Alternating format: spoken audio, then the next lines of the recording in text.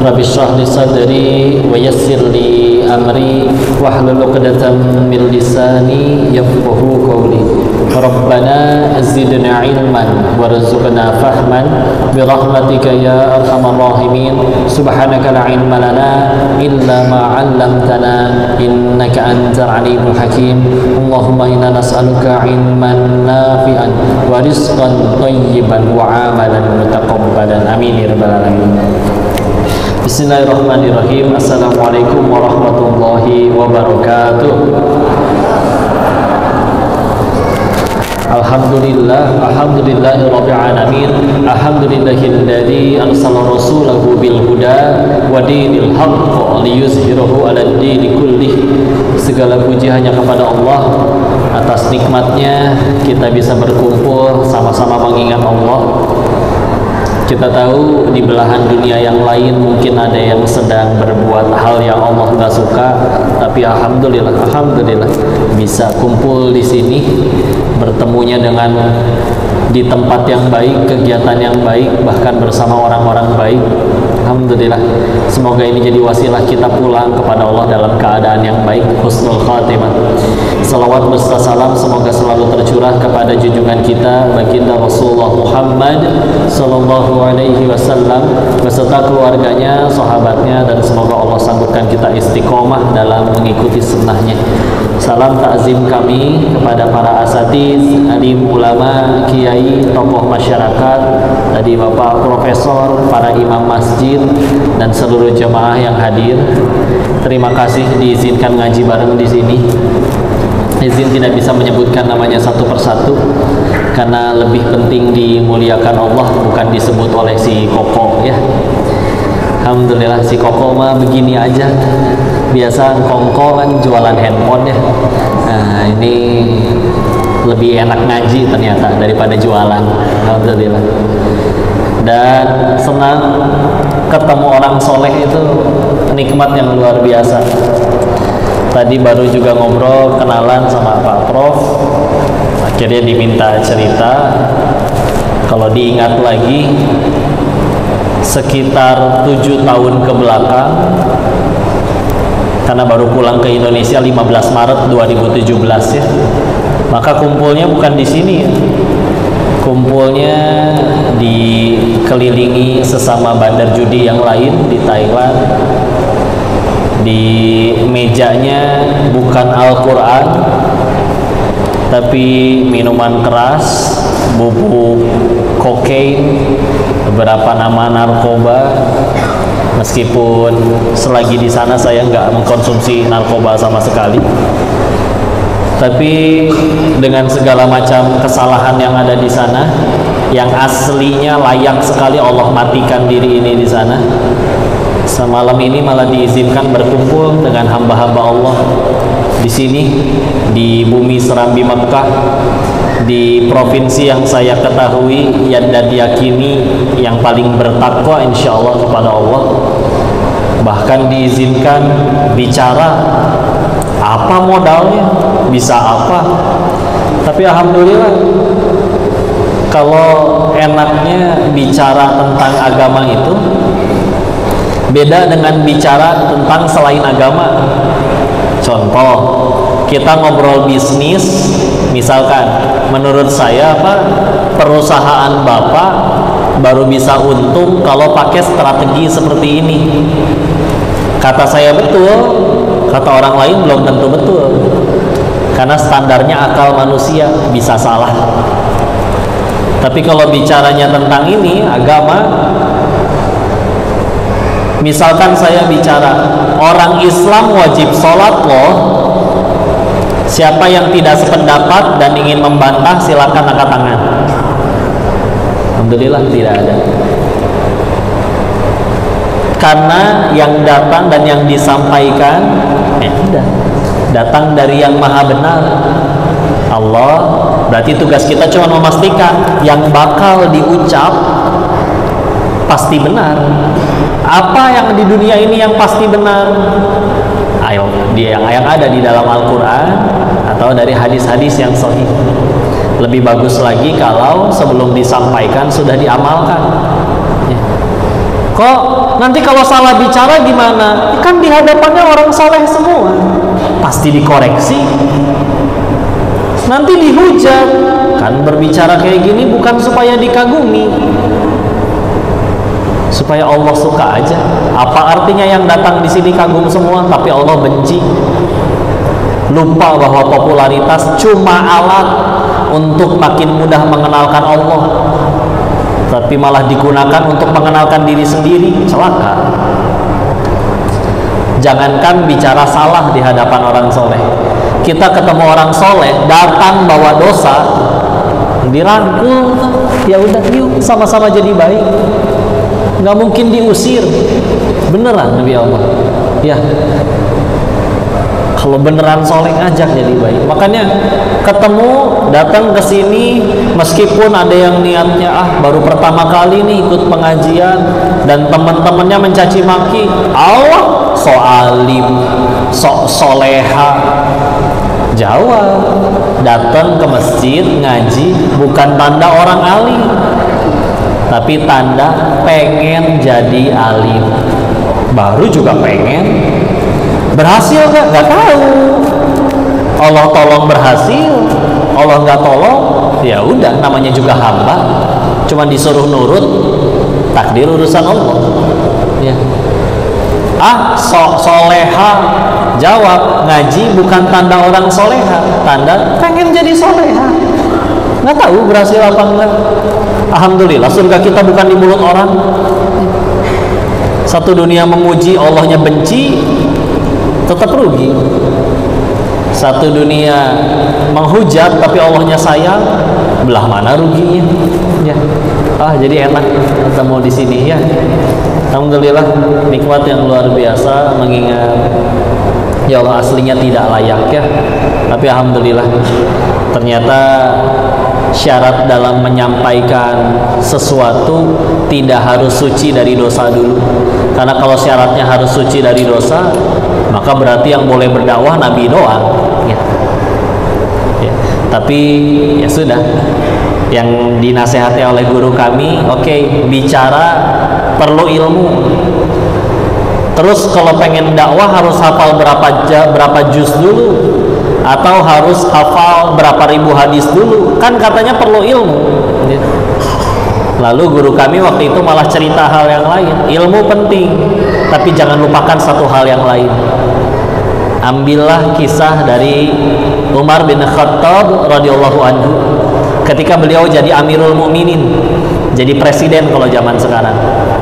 Ini adalah kisah ketika beliau mau ngangkat calon gubernur. Si cagupnya diminta datang ke kediaman Sayyidina Umar. Hadir, nyampe ke kediaman beliau, Sayyidina Umarnya lagi main sama cucunya. Segagah-gagahnya orang main sama anak kecil tentu agak konyol ya. Ciluk. Jawab, Bu. Ciluk. Nah gitu ya, kompak alhamdulillah ya. Si calon gubernur ilfil, masa kayak gini Umar? Katanya syaitan aja nggak berani papasan, ketakutan ketemu Umar. Kok main sama anak kecil sih? Sayyidina Umar ngelihat, kamu, kenapa wajahnya kayak begitu? Kamu nggak punya anak cucu di rumah? Iya, maaf Amirul Mukminin, maaf. Ya, punya cucu di rumah, punya anak cucu. Ditanya lagi, kamu nggak pernah main seperti tadi dengan anak cucumu? Oh nggak pernah sama sekali. Apa kata Sayyidina Umar? Pulang kamu sana, nggak usah jadi gubernur. Loh, apa salah saya? Apa kurangnya saya? Apa kata Sayyidina Umar? Kalau kepada darah dagingmu sendiri saja engkau tidak bisa berkasih sayang, bagaimana engkau akan menyayangi umatnya Muhammad SAW? Penting ilmu, biar ngomong gak ngalor ngidul, tapi harus pakai cinta ya, kasih sayang. Izin, saya pernah melihat waktu di Surabaya, orang ini bicara pakai ilmu. Ada bapak-bapak di lampu merah sambil nahan panas, diem di atas motornya. Di belakang ada orang yang telat rem, kesenggolan motornya. Enggak luka, enggak ketabrak, cuman kesenggol spakbor belakangnya. Si bapak yang disenggol ke depan, balik badan, digebrak yang di belakang. Sabar dong, innallaha masabirin, tahu? Bener dalilnya, Al-Baqarah 153 itu. Ya. Tapi tidak ada perasaan rahmah sama sekali di situ. Yang ada berantem. Ya. Bayangin ya, di luar sana, demi Allah, banyak orang yang tahu, suka tidak suka, mau tidak mau, cepat atau lambat, kita tuh butuh Allah. Tapi memang pilihannya dua, mau datang ke Allah dengan sukarela atau harus diseret dulu dengan masalah, dengan musibah. Bayangkan kalau mereka sudah tahu, ya Allah aku pengen ngaji, tapi gimana caranya ngaji? Dress code-nya apa? Harus pakai pakaian apa? Aurat aja saya nggak tahu, mana aja yang harus ditutup karena belum pernah ngaji. Tapi saya tahu saya salah, saya tahu harus berubah. Dan yang saya tahu, tempat orang-orang baik itu adanya di masjid.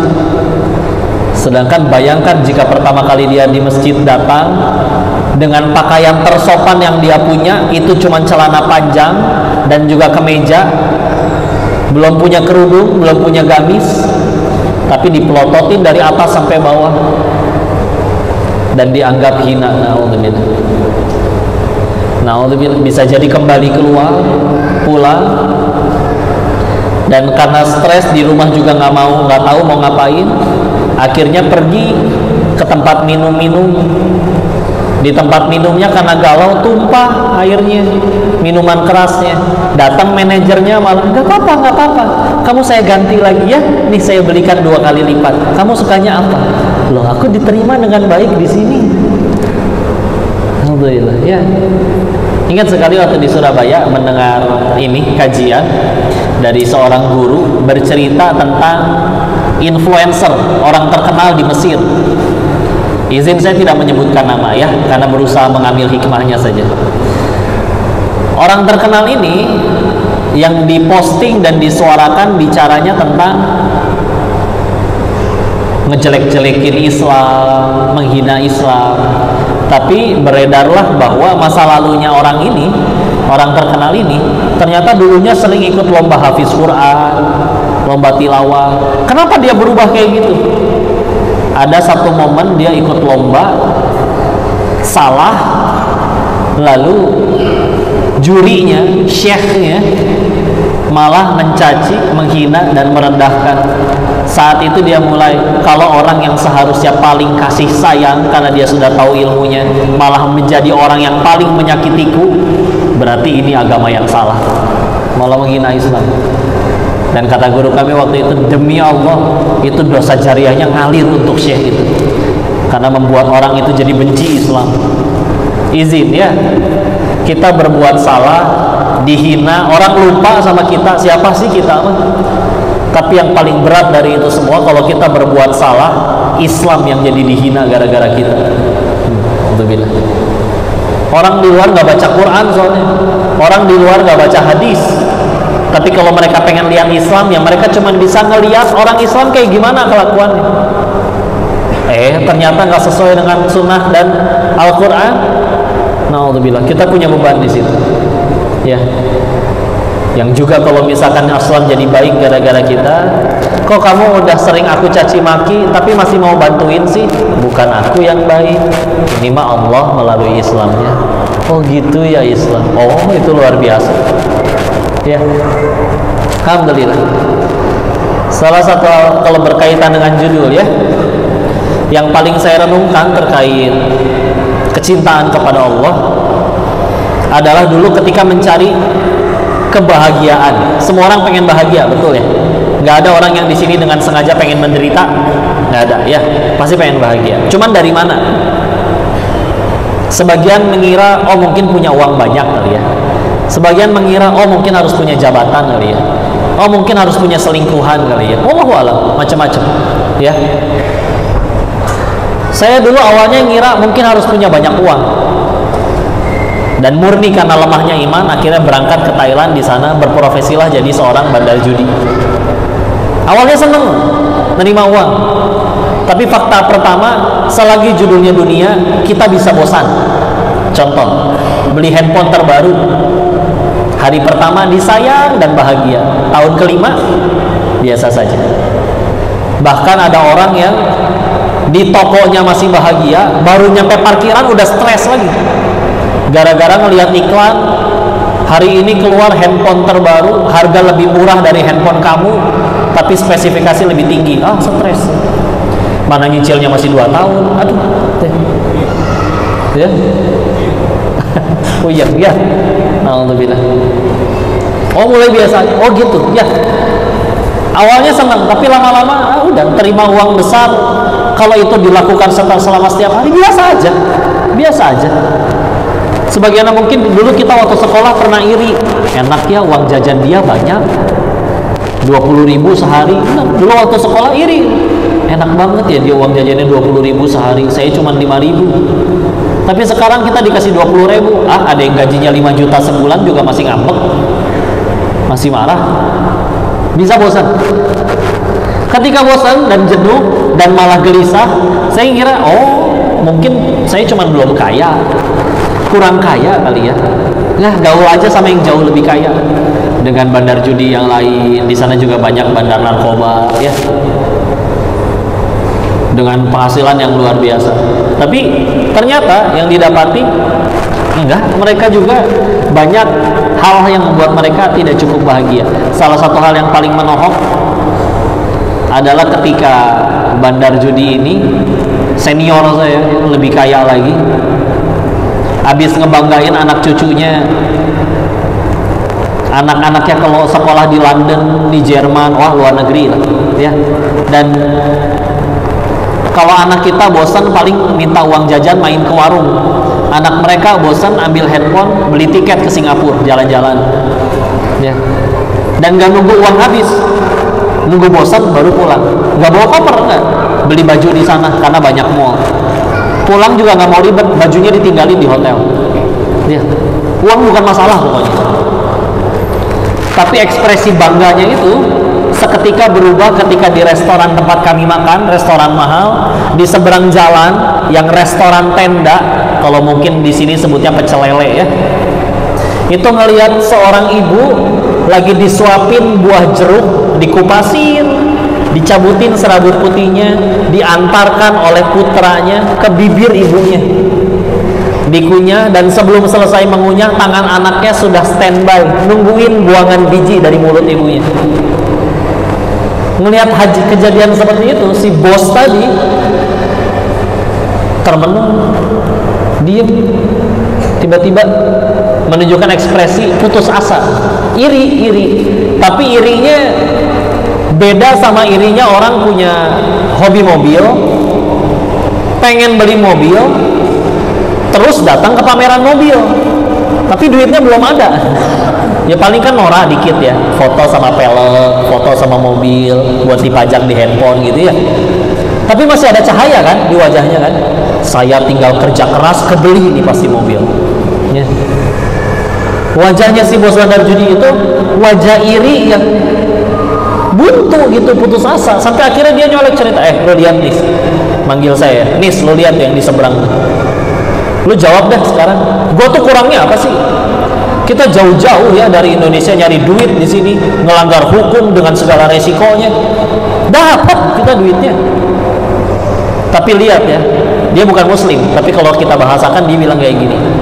Tapi lihat ya, demi Allah, anak gua nggak pernah tuh kayak yang di seberang kayak gitu, nyuapin dirinya, berusaha menghibur dong.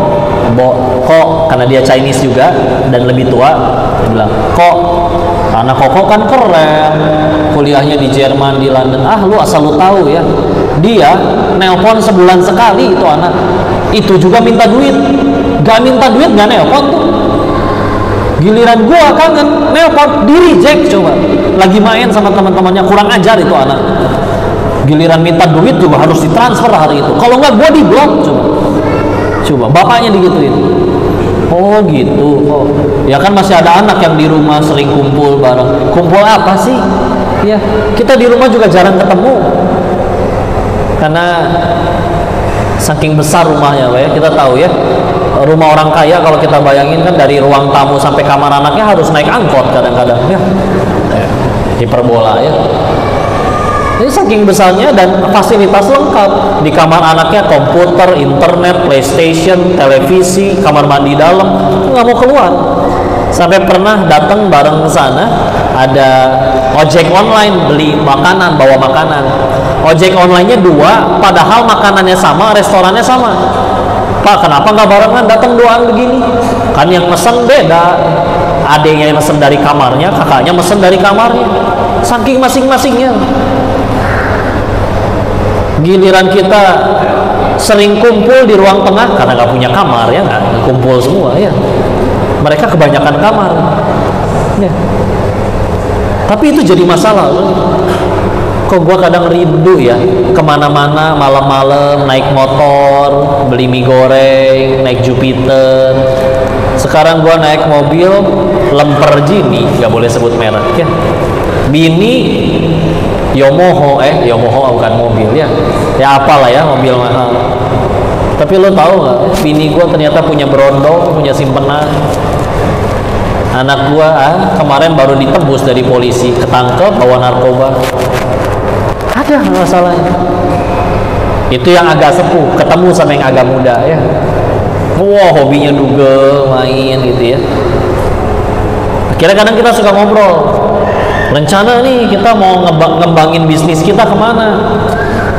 Ya kita mau buka web lagi tahun depan, kita mau buka usaha ini tahun depannya lagi, dan bla bla bla bla bla bla. Tapi kalau kita mundur terus, kira-kira kita 30 tahun lagi ngapain ya? Ya gue sih pengennya duduk lah, nyantai di sofa, nyaman, hangat, dikelilingin anak cucu. Tenang kayaknya kayak gitu. Udahlah kita capek di sini sementara aja. Ya lu gampang dong, cewek lu kan banyak tuh pada nari telanjang malah di sekelilingmu. Kan namanya tempat dugem ya. Apa jawaban dia coba? Lu gila kali, masa gua nikahin perempuan kayak begitu? Sedangkan orang penasaran ingin menyentuh dan melihatnya. Yang udah manusia tuh penasaran. Tahu nggak alasan orang pengen jadi kaya menurut kami waktu itu apa? Cuman satu. Karena apa? Karena belum pernah kaya. Gitu aja. Beneran? Belum benar. Orang tuh cuma penasaran. Ini contoh ya. Dia akhirnya punya uang. Orang lain cuma beli makanan 1 bungkus, kita bisa 1000 bungkus. Yang udah kaya asli ngerti. Emang perut saya muat 1000 bungkus? Enggak. Kan bisa dibesokin, ya bisa basi besok. Kan bisa diangetin, nggak akan seenak beli baru. Gimana atau udah kepalang beli banyak, coba aja dibagiin. Lihat senyum dan syukurnya orang, pasti bahagia ya. Makanya sampai ada istilah OKB, tahu OKB? Orang kaya blow on. Jadi penasaran doang. Gitu aja, oh gitu rasanya. Lagian ya, fakta nih ya, tempe yang nyaris basi sama daging steak tenderloin, daging wagyu import dari Korea, satu porsinya 800.000, itu bedanya cuma 5 cm. Di sini nih 5 cm. Kalau dia cadel berarti 3 cm ya. Kalau celat ya. Begitu udah lewat sini, masuk ke dalam perut, memangnya beda makan tempe sama makan daging kenyangnya? Sama. Apalagi yang sama? Keluarnya sama-sama bau. Ya, nggak ada. Makanan mahal banget nih. Oh iya, nanti kan keluarnya wangi. Enggak, tetap bau. Ya. Sepatu kita yang 50.000 sama sepatu yang 50 juta sama-sama bau kaki. Dan nggak akan ngelewatin batas suci demi Allah. Ya. Orang bilang kebutuhan manusia waktu SD inget banget, cuma 3, sandang, pangan, papan, atau primer, sekunder, tersier. Ada yang keempat, tahu tidak? Kebutuhan yang keempat, kebutuhan ingin diakui orang lain. Masa sih kok? Oh iya, lihat kaki kita ada berapa? 2. Berarti butuh alas kaki berapa? 2. Kenapa ada yang punya 50 pasang? Yang punya 50 pasang protes. Emang kenapa sih? Belinya halal, nggak ngutang, nggak nyuri. Emang nggak boleh? Nggak ada yang bilang nggak boleh. Tapi kalau belinya untuk diakuin orang, capek, pegel. Calon mertua tuh lagi di masjid, apa? Dandan, pakai sepatu baru, saking barunya kok sempit. Oh, buntelan plastik yang di dalamnya belum dikeluarin ya. Suka ada buntelannya ya. Demi Allah, gak mungkin masuk nginjek karpet, pasti parkir di depan. Dan demi Allah, sholatnya akan susah khusyuk daripada yang datang pakai sendal butut. Ya, silakan kejar saf utama paling depan, safnya para malaikat. Enggak Pak, dekat pintu aja. Jadi kalau ruku masih ada. Sami Allahu liman hamidah. Ya. Pulang hujan, becek, sepatu putih, tanah coklat, tetap dipakai kotor-kotoran atau dijinjing? Dijinjing. Keren manusia ya. Apalagi yang aneh? Jam tangan. Apa fungsinya jam tangan? Lihat waktu ya. Berarti jam dinding juga bisa dong. Kan nggak bisa di tangan. Oke, yuk kita ke pasar. Di Bandung aja masih ada jam tangan 35.000, meskipun gambar Dora ya. Tapi di Jakarta ada jam tangan 5 miliar, ada yang beli lagi. Jadi kalau di kota Bogor masih kebeli rumah 500 juta, berarti satu jam tangan seharga 10 rumah ya. Coba lihat ya. Kalau mobil saya paham Pak, mobil mahal memang motornya larinya lebih kencang daripada mobil murah. Cuman kalau jam tangan mahal dengan murah, memang jam yang mahal motornya lebih cepat daripada yang murah. Ya. Jam tangan Bapak 5 miliar, apa Pak kelebihannya Pak? Ini satu jamnya separah dengan 5 menit. Atau rusak berarti Pak ya. Kenapa tetap dipakai? Nah, kan kalau udah pakai jam tangan mahal, tangannya suka berat, harus ditaruh di meja gitu. Ya. Nah, kalau laki-laki mulai nge-gym, fitness, badannya kekar, pasti suka baju yang ketat-ketatnya. Paling senang kalau ditanya toiletnya di mana. Pak, toiletnya di mana? Geleh ya, geleh. Tinggal jawab toilet di mana. Tuh, selesai ya. Nggak dipuji marah. Diledekin lagi sama kuli. Tahu percakapan tukang gym sama kuli? Kata kuli, aneh emang. Saya tiap hari ngangkat barang berat dikasih duit. Kamu keluar duit buat gotong-gotong besi di dalam, ngapain? Ya. Masya Allah. Gitu aja, aneh manusia. Ya. Bu, suka nggak kalau dikasih uang 100 juta? Suka, tapi palsu. Nyadar nggak? Kadang kita juga suka loh sama yang palsu-palsu. Apa contohnya? Ibu ketemu teman, terus teman ibu berkata, ibu kok setiap hari bisa tambah muda ya? Menurut ibu itu fakta. Ya. Tolong jelaskan secara medis gimana caranya tambah muda setiap hari itu gimana ya. Tapi kita seneng tuh gitu. Giliran di toilet sendirian ngaca percaya. Iya juga ya. Enggak. Latihan hati-hati. Ada udang di balik bakwan ya. Agar silaturahmi tidak terputus. Waduh, udah hafal semuanya ya. Ternyata ada niat yang lain. Capek. Muji juga nanggung lah kadang. Ibu kok awet muda sih? Usia beribu berapa sih usia ibu? Ih, bisa aja kokoh. Ibu udah 42 tau kok. Masa? Kayak 41,5 loh bu. Setengah. Capek emang beneran ya. Kok uang banyak bisa beli rumah, bisa beli villa? Jujur ya, kita punya villa juga tidurnya di atas kasur. Segede-gedenya kasur 2x2. Gak mungkin bapak guling-guling menggelinding ke setiap bagian rumah ya. Yang jujur ya, yang paling nikmatin villa mewah tuh siapa sih? Si Mamang sama si Bibi berenang tiap hari di villa, seger luar biasa ya. Lari-larian di taman kayak film India. Mama, iya Bibi, nanti malam mau tidur di lantai berapa sayang? Tiap bulan digaji, luar biasa.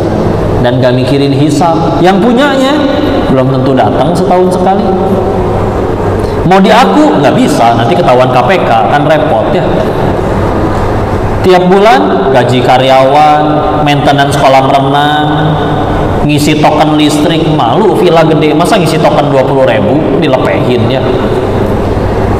Dan yang paling repot dihisab, gitu aja. Orang penasaran doang, dan nggak ada yang pengen selamanya di situ, beneran. Si bodoh ini masih gak percaya. Saya pengen nyari, pasti ada yang happy ending, bahagia sampai akhir. Dia baru 20 tahunan di bidang itu, atau 10 tahunan. Saya pengen cari yang udah lebih dari 40 tahun tetap di bidang perjudian dan berakhir bahagia. Mampir ke kasino-kasino yang ada di sana, ketemu dengan karyawan-karyawan seniornya. Ini pendirinya kemana? Oh, kan mati kena HIV/AIDS. Tahu penyakit AIDS tidak? AIDS itu sebetulnya sindrom ya. HIV itu adalah virus yang membuat antibodi tubuh kita mati. Jadi tubuh kita tuh nggak punya gerbang, semua penyakit bisa masuk. Mata belekan, bibir jamuran, paru-paru TBC, tubuhnya kusta, kencingnya bernanah, pantatnya ambeien, wah semuanya masuk. Itu mengerikan gitu. Ya. Pindah ke kasino lain, ini pendirinya mana? Kan masih agak gila, anak istrinya kabur sama laki-laki lain. Pindah ke kasino lain, ini kemana pendirinya? Ya kan masih dikhianatin anak buahnya, masih di penjara. Ada nggak yang masih kaya sampai detik ini? Oh ada tuh yang di belakang. Tapi kan agak blow on ya, anak-anaknya mati overdosis narkoba semua. Jadi sebatang kara. Gak ada yang happy ending. Saya nanya berarti, kalau gitu gimana cara untuk bahagia tanpa alasan? Jawabannya waktu itu dua. Satu, anak-anak. Anak-anak. Kita bahas yang anak-anak dulu ya. Lihat anak-anak. Anak-anak adalah bukti manusia itu lebih mudah berbuat baik. Betul? Dia habis benjol sama temennya, 5 menit kemudian main lagi tuh sama temennya. Yang berantem siapa? Ibu. Ya. Nah, kamu habis benjol sama dia. Bagi anak-anak mudah, benjol yang nggak sakit, udah nggak sakit, dia punya mainan yang saya suka, selesai. Nggak ada anak-anak pulang dari PAUD berkata, "Ma, panggilkan pengacara keluarga kita." Kenapa adek? Anak TK Pertiwi menghina saya. Izzah saya di mana? Nggak ada. Ya. Bawa mereka ke meja hijau. Si mamanya bawain meja biliar, sama-sama hijau, ya nggak? Ya. Enggak, sederhana anak kecil. Pengetahuan kita orang dewasa sama pengetahuan anak kecil, banyakkan pengetahuan siapa? Dewasa. Uang anak-anak sama uang orang dewasa, banyakkan siapa? Dewasa. Kecuali Rafathar sama Cipung ya, mereka agak beda ya. Mereka juga nggak request lahir di tempat itu ya. Tapi kan secara umum, iya kita mau udah kuliah, udah kerja, udah punya gaji ya. Tapi yuk, pengetahuan, ilmu, uang lebih banyak. Kok masih lebih sulit bahagia daripada anak-anak? Sederhana. Anak-anak selalu mudah bahagia karena satu hal. Tidak ada pesaing Allah dalam hatinya. Meskipun dia juga nggak ngerti tauhid itu apa, uluhiyah, rububiyah, asma wa sifat, nggak ngerti. Kita makin gede, gini ya rasanya punya uang enak, gini ya rasanya punya jabatan enak. Itu menjadi pesaing Allah di hati kita. Sampai-sampai kalau di Jakarta ada orang baru gajian 20 juta sebulan, percuma gaji 20 juta. Saya mah bahagianya nanti tuh kalau rumahnya sebesar dia, kalau mobilnya sebanyak dia. Kenapa kayak gitu? Dulu waktu kecil mudah kita bahagia. Kenapa makin gede, makin pintar, makin banyak uangnya malah makin menderita? Itulah kerennya Islam salah satunya. Tidak hanya melepaskan manusia dari perbudakan, tapi melepaskan manusia juga dari dia diperbudak oleh keinginannya sendiri. Kenapa bahagia kita jadi makin banyak syarat? Ya. Yang kedua, yang jawab orang ateis. Lu pengen jadi orang yang bahagia tanpa alasan, Nis? Lu gua nggak ngerti lah lu ngomong apa, kata dia. Mungkin orang yang kayak gitu cuma satu katanya. Mungkin yang ngomong kayak gitu cuman orang suci yang dekat dengan Tuhannya. Yang ateis, yang ngomong orang ateis. Saya mikir, ya juga ya, dulu TK sampai SMA sekolah Katolik. Selalu ada kisah-kisah tentang orang yang mereka sebut dengan nabi, pahala banyak, dosa terampuni, ujian parah, menderita, tapi tetap jadi orang baik. Ngapain mereka kayak begitu? Ya. Sehingga akhirnya, bahkan ketika akhirnya mengkaji Islam lebih jauh, malah disebutkan ayat-ayat seperti contoh Al-Ankabut ayat surat 29 ayat kedua. Ahasiban nasu ay yusraku ay yaqulu amanna wa hum la yuftanun. Jangan kalian ngaku beriman deh sebelum kalian diuji. Satu. Al-Baqarah 155. Wala nabluwannakum bi syai'il ayat. Izin saya percepat ya. Jangan kalian mengaku, dan di 155 dan 214, jangan kalian mengaku bisa ke surga sebelum kalian diuji sebagaimana orang-orang terdahulu. Siapa orang-orang terdahulu? Orang-orang soleh, Rasul dan para sahabatnya. Mereka aja sampai nanya ke Allah di ayat 214, mata nasrullah, Al-Baqarah ya, kapan pertolongan Allah?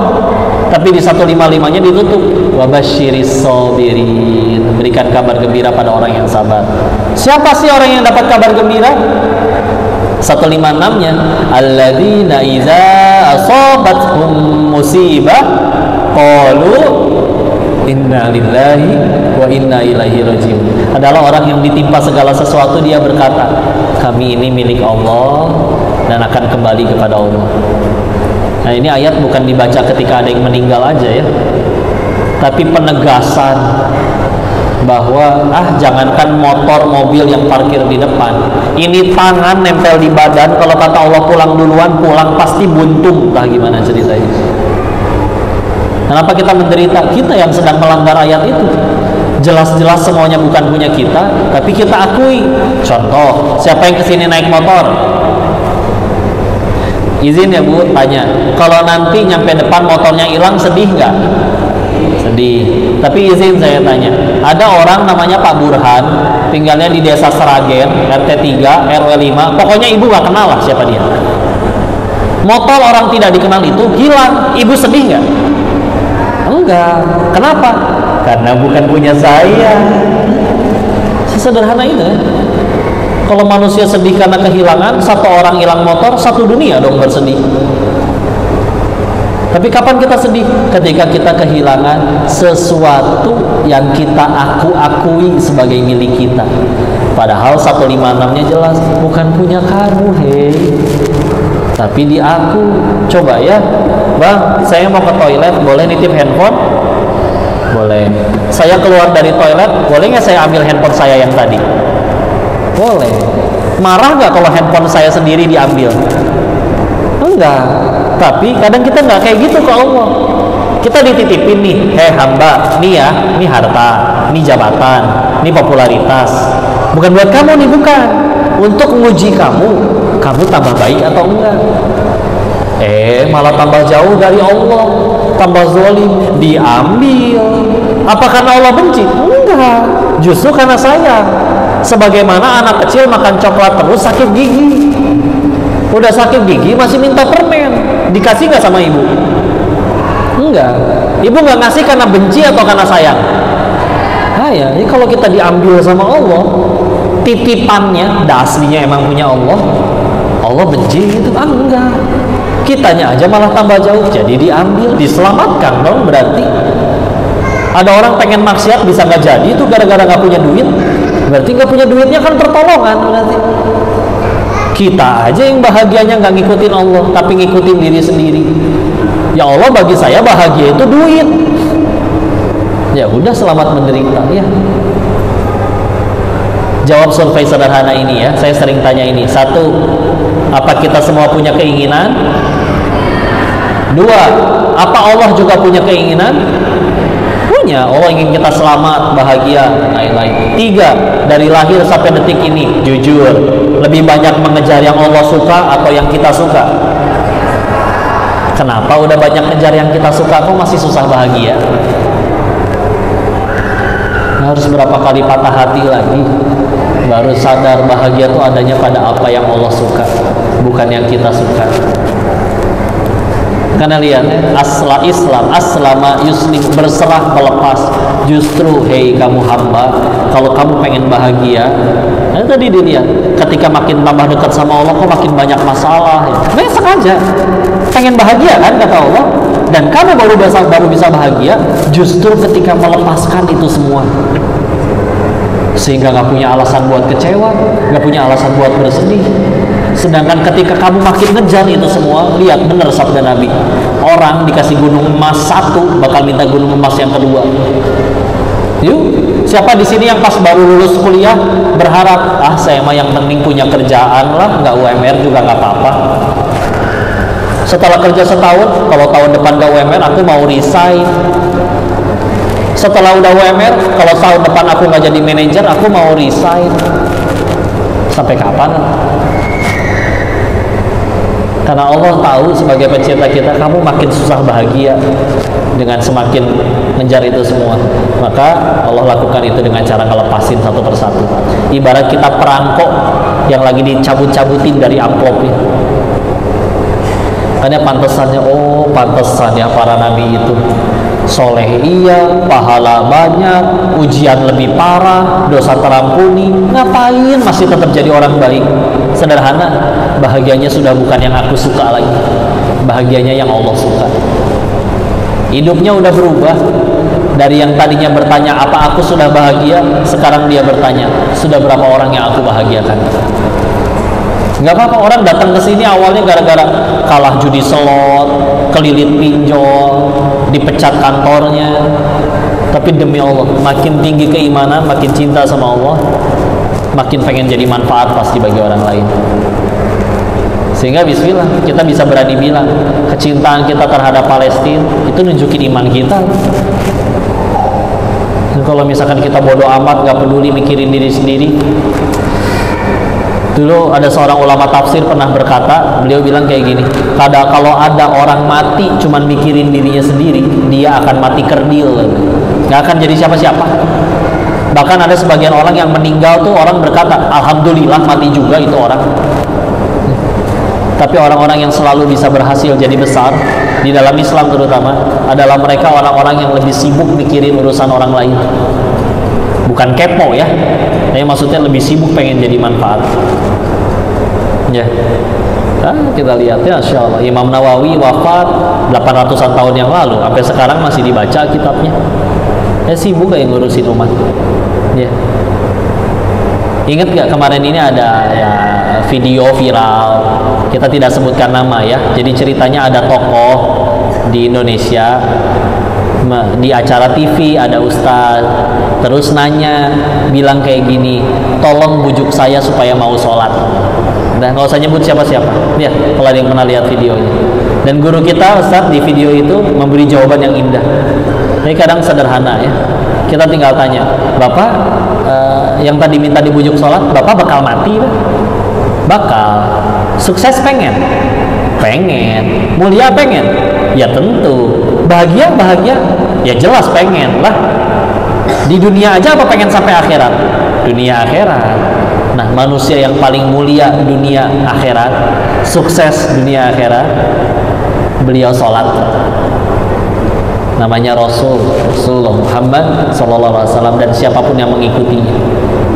Sekarang kalau kita mikir ya, mati bakal, prestasi belum ada, sukses pengen, mulia pengen, bahagia pengen, terus kita nggak mau ngikutin yang udah paling mulia dan paling sukses, berarti kita bahagia selama ini ngikutin cara siapa? Ngarang gitu.